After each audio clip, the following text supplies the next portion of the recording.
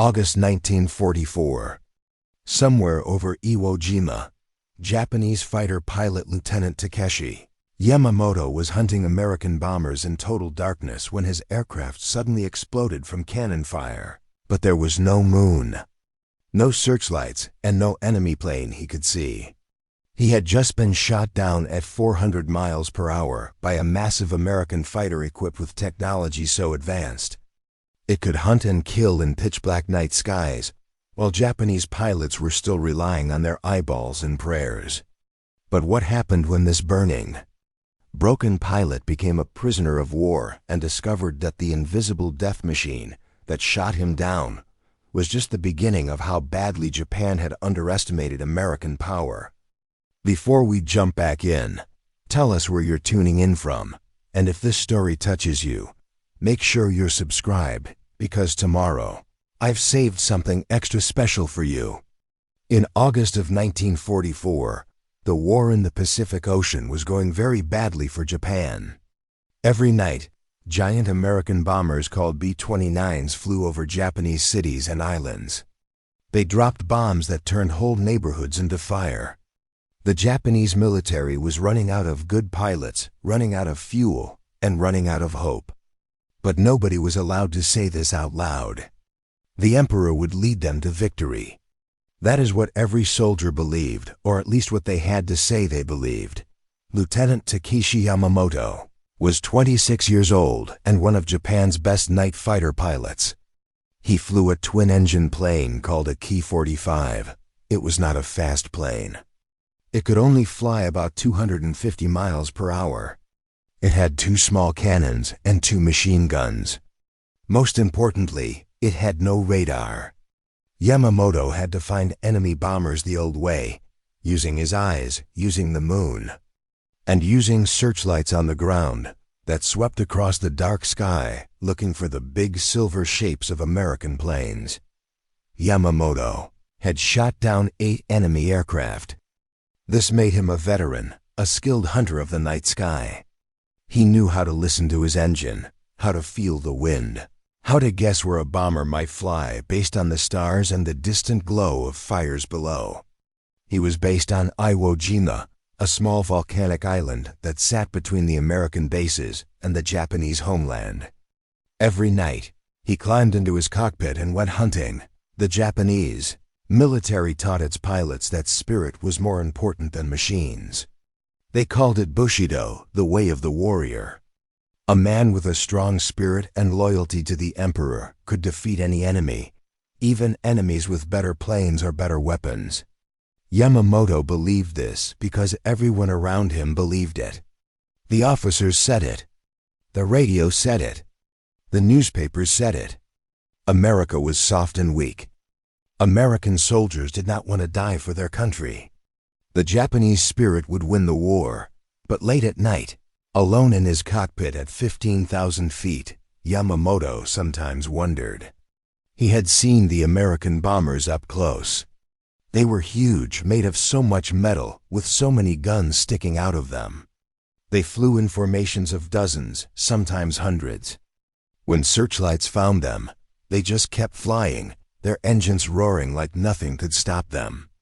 And every week there were more of them, not fewer. On the night of August 15th, there was no moon. The sky was perfectly black, except for the stars. Yamamoto took off just after midnight. His orders were simple: find the American bombers and shoot them down. Intelligence reported a small group heading toward Iwo Jima, maybe 3 or 4 B-29s flying without fighter escort. Night bombers often flew alone or in small groups. They thought the darkness protected them. Yamamoto climbed to 18,000 feet and waited. His engine hummed. His breath made fog inside his oxygen mask. It was cold up here, even in August. He scanned the darkness, looking for the exhaust flames from bomber engines, looking for a shadow against the stars, looking for anything. Then he saw it. Far ahead and slightly below, maybe 2 miles away, he spotted the faint glow of engine exhaust. 4 points of dull red light. A B-29, flying steady, flying slow. The bomber pilots had no idea he was here. Yamamoto felt his heart beat faster. Number 9. This would be his 9th kill. He pushed his control stick forward and dove, picking up speed. His training took over. Get behind the target. Get close. Use the darkness. The bomber crew might have tail guns, but they could not shoot what they could not see. He checked his gun sight. He checked his ammunition. Everything ready. The red glow of the bomber's engines grew larger. 1 mile away now. He could almost see the shape of it. Yamamoto never saw the thing that killed him. There was no warning. No radio call. No flash of light. Just suddenly, without any sound before it happened, his cockpit exploded. Cannon shells, big ones, smashed through his plane from behind and below. 20-millimeter rounds, 4 of them every second, tearing through metal like paper. His instrument panel shattered. His canopy cracked. Something hot hit his shoulder and his face. Fire bloomed in the cockpit. Pain. Terrible burning pain on his left side. He could not see out of his left eye. His plane was spinning, falling, the engine screaming.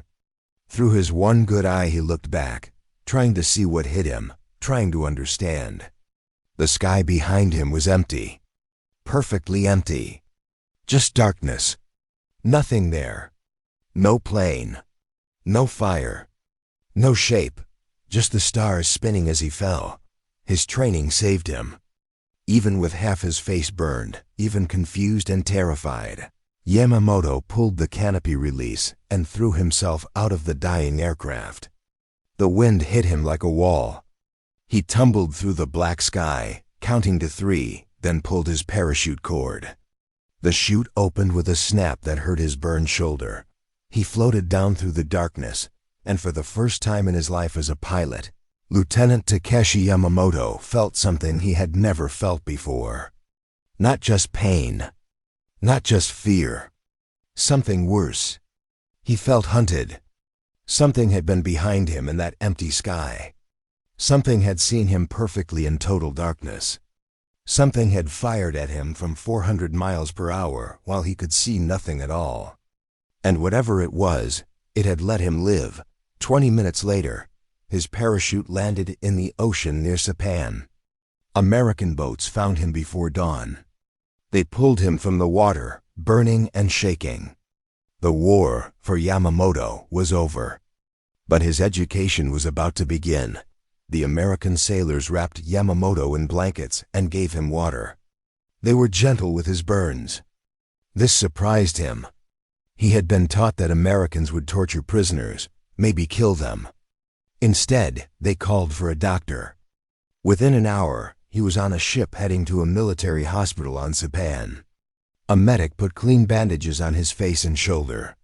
The bandages were white and soft, not the rough cloth Japanese medics used.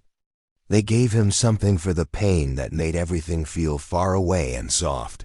3 days later, when the burns had been cleaned and treated, guards moved Yamamoto to a prisoner of war camp. He could walk now, though his left eye was still covered and his shoulder was stiff. The camp sat on a hill with a view of the ocean. It had rows of long buildings with metal roofs. There was a fence around it, but the fence did not look very strong. There were guards, but not many. Everything looked temporary, like the Americans had built it in a week and did not plan to keep it long. That first morning in camp, an American officer came to see him with a Japanese translator. The translator was a young Japanese-American man from California who spoke perfect Japanese and perfect English. This also surprised Yamamoto. The translator seemed happy, well-fed, wearing a clean American uniform. Yamamoto had been taught that Japanese people in America were treated like slaves. The translator asked if Yamamoto wanted to know what shot him down. Yamamoto said yes immediately. He had been thinking about nothing else for 3 days. What weapon could see in perfect darkness? What could move at such speed and fire with such accuracy when there was no moon, no searchlight, nothing to see by? The translator smiled and said, "Come with us." They walked across the camp to an airfield on the other side of the fence. American mechanics were working on planes in the hot sun. And there, parked on the runway like a huge black bird, was the strangest aircraft Yamamoto had ever seen. It was enormous, much bigger than his Ki-45. It had 2 engines, one on each side, and 2 long tail booms that stretched back like insect legs. The whole plane was painted flat black. It looked like something from a nightmare, the translator said. "This is a P-61 Black Widow. This is what killed your airplane." Yamamoto walked closer, staring. The nose of the plane was different from any fighter he had seen. It was round and smooth, made of some dark material that was not metal. The translator pointed at it and said, "That is a radar antenna. The plane has a radar system that can see other aircraft in total darkness from 4 miles away. The pilot sits here. The radar operator sits behind him and watches a screen that shows where enemy planes are. The screen glows green in the dark. They can see you, but you cannot see them." Yamamoto felt something cold in his stomach. He asked how fast it flew. The translator said, 400 miles per hour. Maybe 420 when diving. Yamamoto's plane could only do 250. He asked about the guns. The translator pointed to the belly of the aircraft where 4 huge cannons pointed forward. 4 20mm cannons. They fire very fast. Maybe 400 rounds per minute, all 4 together. Yamamoto did the math in his head. 1,600 rounds per minute. Against his little plane with no radar and no speed to run away. He had never had a chance. None of the Japanese night fighters had a chance. They were flying blind against an enemy that owned the darkness. For the first time, Yamamoto wondered what else Tokyo had lied about. He spent the rest of that day sitting in his bunk, thinking. The next shock came at dinner. The pose lined up with metal trays. American soldiers served them food from huge pots. Yamamoto received a piece of meat as big as his fist, boiled potatoes, green beans, 2 slices of white bread, and a cup of milk. Real milk, cold and fresh. He stared at the tray. This was more food than Japanese civilians were getting in a week. This was more food than Japanese soldiers got. And this was for prisoners. He ate slowly, trying to make it last. The meat was beef, cooked until tender. The bread was soft. The milk tasted sweet. Around him, other Japanese prisoners ate in silence, their faces showing the same confusion he felt. One older prisoner whispered, "They feed us like this every day. 3 times a day. Sometimes there is fruit." On the 4th of July, something even stranger happened. American guards brought out a hand-cranked ice cream maker. They made ice cream in the middle of the camp in the heat of summer and gave every prisoner a bowl. Vanilla ice cream, cold and sweet. Yamamoto had not tasted ice cream in 3 years. He had forgotten food could taste like this. He had forgotten that ice cream existed. He ate it slowly, feeling it melt on his tongue, and something broke inside his chest. Not his body. Something else. The days passed. Yamamoto watched American trucks drive past the camp every hour. Big green trucks carrying supplies, fuel, food, ammunition, spare parts. There were so many trucks. Someone told him that America built thousands of trucks every week.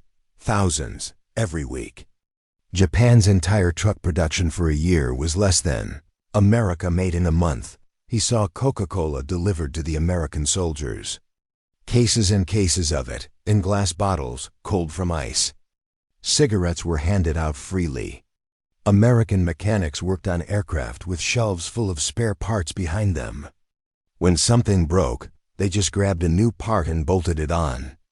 Japanese mechanics had to repair and re-repair the same parts because there were no replacements. Yamamoto started asking the translator questions. Technical questions about radar, about manufacturing, about how many planes America made. The translator answered honestly. The numbers were impossible. America built 50,000 aircraft last year. 50,000. Japan built maybe 10,000. America had 100 aircraft carriers. Japan had 6 left. Preparing and narrating this story took us a lot of time, so if you are enjoying it, subscribe to our channel. It means a lot to us. Now back to the story. At night, lying in his bunk, Yamamoto thought about the Black Widow. He thought about the ice cream. He thought about the endless trucks. And he began to understand something terrible. Japan had not lost because Japanese soldiers lacked spirit. Japan had lost before the war even started. Thanksgiving came in late November. Yamamoto did not know what Thanksgiving was. The translator explained that it was an American holiday about being grateful for food and survival. The prisoners would get a special meal, the translator said. Yamamoto expected maybe extra rice or perhaps some fish. What arrived was something from a dream. The American cook set up long tables outside in the sun. They brought out roasted turkeys, dozens of them, each one bigger than any chicken Yamamoto had seen in Japan. There were bowls of mashed potatoes with butter melting on top. There were sweet potatoes with brown sugar. There were green beans and corn, and soft white rolls and butter and something red and jellied, that the translator called cranberry sauce. And at the end of the line, there was pie. Pumpkin pie with cream on top. Yamamoto sat at a table across from a young American airman, a radio man from a B-29 crew who was eating with the guards. The American was maybe 20 years old with red hair and freckles. He smiled at Yamamoto and pointed at the food. Through the translator he said, "Good, right? My mom makes it better though. She uses real cream, not the canned stuff." Yamamoto asked if this was special food just for the holiday. The radio man laughed and said, Yeah, turkey is for Thanksgiving and Christmas. But we eat like this all the time back home. Maybe not turkey, but this much food. Meat every day, bread, milk, vegetables." He took a bite of turkey and said, "My dad works in a car factory. We are not rich. This is normal." Something shifted in Yamamoto's chest. He looked down at his plate. He was a prisoner of war. He was the enemy. And they had given him more food in one meal than his mother and sister had eaten in a month. If this was normal for Americans, if a factory worker's family ate like this while fighting a war on two sides of the world, then what did that mean? What did it say about everything Tokyo had told him? The propaganda had said Americans were weak and soft because they had too much. They did not have the hard spirit of Japanese warriors. They would break when the fighting got difficult. But Yamamoto was beginning to understand something backwards and terrible. America was not weak because it had abundance. America had abundance because it was strong. So strong that it could feed its enemies turkey and pie while burning their cities to ash. After Thanksgiving, the American officers started a program. Prisoners who wanted to could attend classes and read books. Yamamoto volunteered immediately. He wanted to understand. He needed to understand. They gave him technical manuals about aviation and radar, with some pages blacked out for security. But there was enough left to learn from. He read about how radar worked. Radio waves bouncing off metal and returning as echoes. A screen that showed the distance and direction of aircraft. The Black Widow's radar could track a single bomber from 4 miles away in perfect darkness. Japan had radar too, but only on the ground, and it was crude and unreliable. Japan had nothing that could fly, nothing that could hunt the way the Black Widow hunted, but the radar was just the start. Yamamoto read about American research programs, about universities full of scientists, about companies competing to build better technology.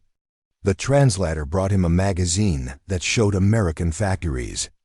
The photographs were unbelievable. Assembly lines that stretched longer than 10 football fields. Machines building machines. One factory in Detroit was making the complete B-24 bomber every 63 minutes. One complete bomber. Every hour, the American officers let Yamamoto work in the motor pool, repairing trucks and jeeps. This was better than sitting idle. He was good with engines. The motor pool had a building full of spare parts. Shelves 20 feet long stacked with alternators, spark plugs, fan belts, filters, carburetors, everything. When something broke, the mechanics just pulled a new part off the shelf. Yamamoto asked what they did with the broken parts. The mechanic said, "Throw them away most of the time. Not worth fixing when we have new ones. Throw them away." In Japan, mechanics would spend days repairing a single broken part because there were no replacements. Here, they threw parts away. In the evenings, Yamamoto talked with other prisoners. Some had been captured during the invasion of Japan. They told him about the American attack. Thousands of ships, hundreds of aircraft, battleships firing shells as big as a man. The naval bombardment went on for days, never stopping. The Americans firing so many shells that they ran out and had to wait for supply ships to bring more. Then they fired again. One prisoner said, "The Americans did not just defeat us. They buried us. They had so much ammunition that they used it like water. They had so many men that they could afford to be careful, to wait, to go slow, and save lives. We were told to fight to the death. They were told to stay alive and win. And they had enough bullets and bombs and food and fuel to do it." That night, Yamamoto lay in his bunk and thought about everything. He thought about the Black Widow hunting him in darkness with technology he never knew existed. He thought about the Thanksgiving turkey and the radio man whose factory worker father ate meat every day. He thought about the motor pool throwing away parts that Japanese mechanics would treasure. He thought about the ice cream and the endless trucks and the 50,000 aircraft. He had flown into that black sky believing in spirit and skill and the Emperor's divine will. He had believed that Japanese warriors would defeat American softness through pure determination. But the Black Widow's radar had not cared about his spirit. It had seen him as numbers on a green screen. Distance, speed, altitude. Just numbers. And the numbers said he would die. Japan had told its people that Americans were lazy and weak, that their wealth made them cowardly. But Yamamoto now understood the truth backwards. America was not weak despite its abundance. Its abundance was proof of its terrifying strength.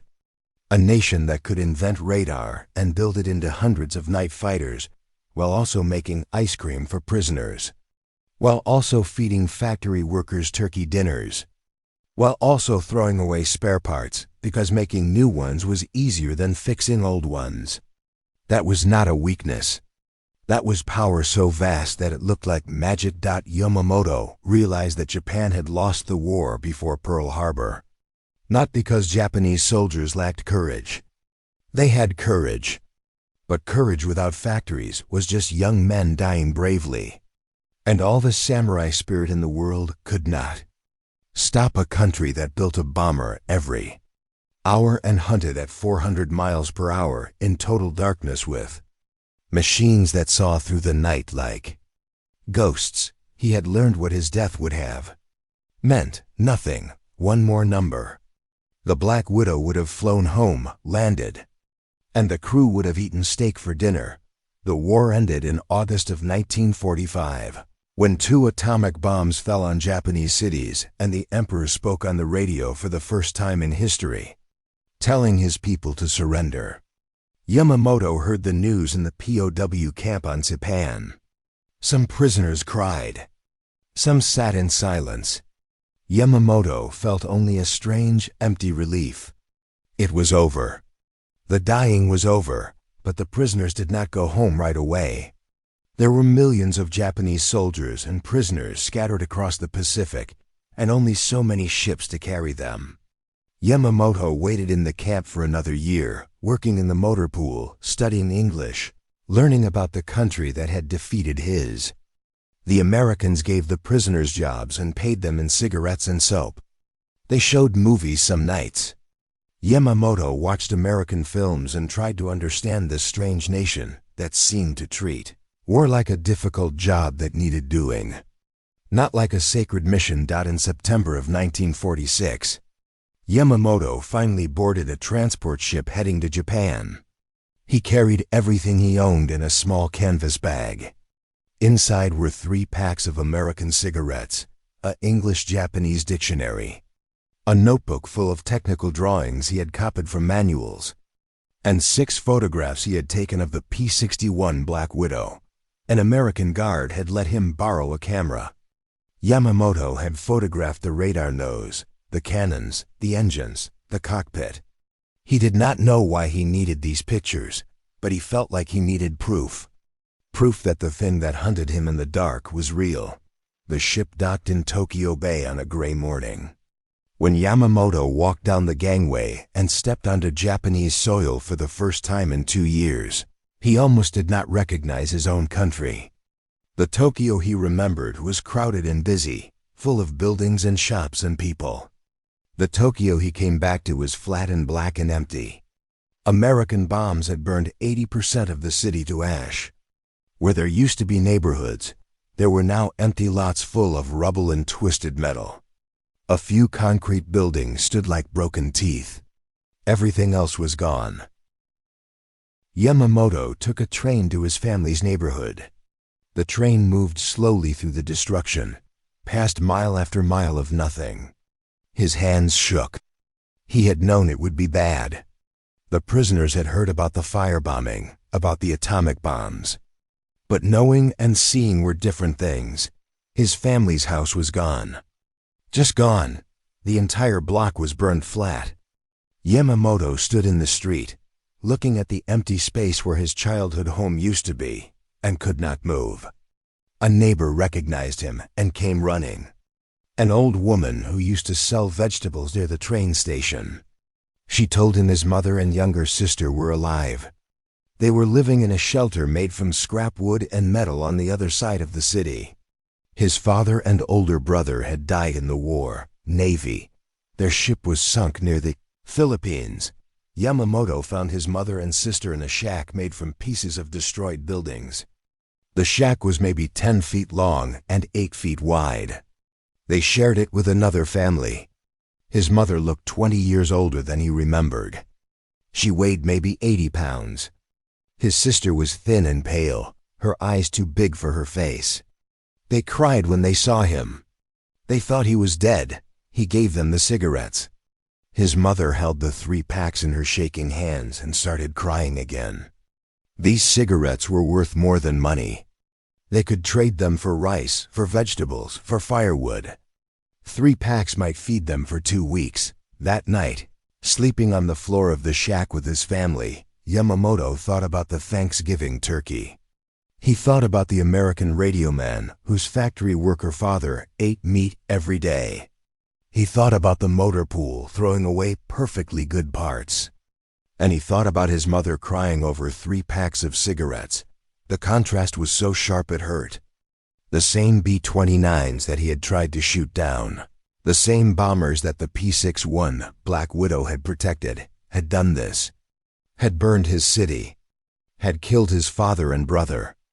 And yet the country that built those bombers had also fed him turkey and pie, had given him ice cream, had taught him English and let him study radar technology. Yamamoto could have hated America.